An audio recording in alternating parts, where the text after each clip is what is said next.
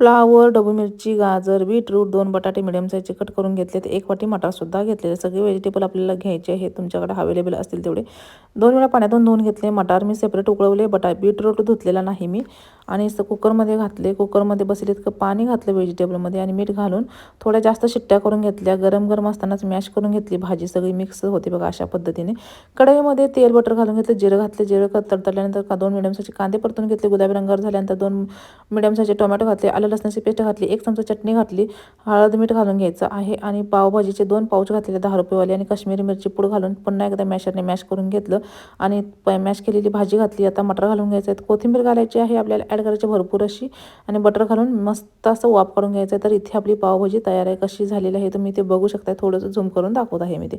पाव भाजण्यासाठी बटर घालायचं, पावभाजी मसाला, कोथिंबीर घालून वरून घालून पाव भाजून घ्यायचे आहेत आणि आपले पाव आणि पावभाजी तयार झालेले आहेत. कशी वाटली रेसिपी? आवडली असेल तर